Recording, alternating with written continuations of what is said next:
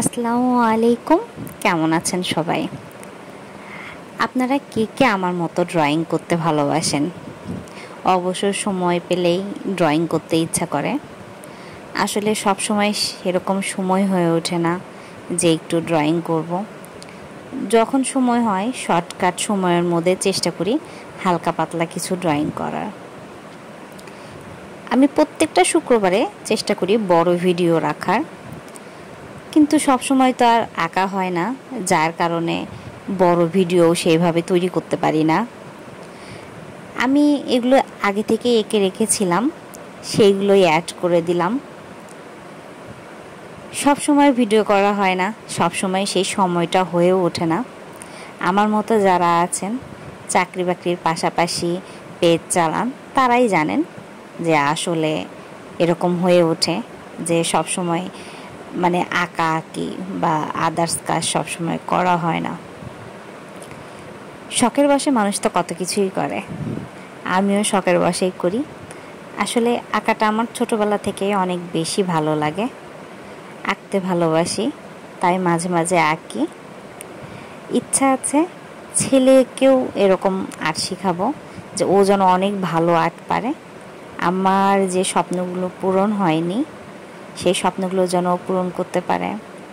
ওর উপরে প্রেশার দিব না, কোনো কিছু চাপিয়ে দেওয়ার চেষ্টা করব না। আমার যেটা স্বপ্ন ছিল চেষ্টা করব ওকে এগুলো আঁকানো, এই দিকে আগানোর। যদি ওর ইন্টারেস্ট না থাকে তাহলে ওকে প্রেশার ক্রিয়েট করব না। ও যেটা হতে চাবে ওকে সেটাই তৈরি করব। বাট সাধারণ জ্ঞানের দিক থেকে ধরেন এই আঁকা আঁকি, খেলাধুলা, এগুলো পাশাপাশি ওকে শেখাবো, চেষ্টা করব। জানি না কতটুকু কি হবে। আর ওর যদি আগ্রহ থাকে তাহলে ও নিজে থেকেই অনেক কিছুই পারবে। আমি ছোটোবেলায় আমার আব্বুর কাছ থেকে আঁকা আঁকি শিখতাম। আগে মানুষের ছবি ড্রয়িং করতাম। যখন থেকে শুনলাম মানুষের ছবি ড্রয়িং করতে হয় না, তখন থেকে অনেকটা ছেড়ে দিয়েছি। চেষ্টা করি যেন মানুষের ছবি না আঁকতে হয়। এমনি পুতুল টুতুল আঁকি, ওগুলোও আঁকতে হয় না, ওগুলোও আঁকা নিষেধ। আসলে ওগুলোতেও তো গোনা হয়। মাঝে মাঝে দুই একটা আঁকি, আবার আঁকি না, এরকম।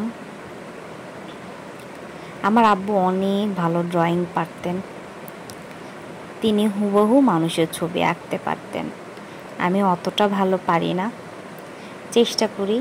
এখন যেহেতু মুঠোফোন হাতে আছে, চাইলেই যে কোনো কিছু সার্চ দিয়ে দেখা যায়, ড্রয়িং শেখা যায়, সেহেতু সব কিছু আমাদের জন্য এখন ইজি।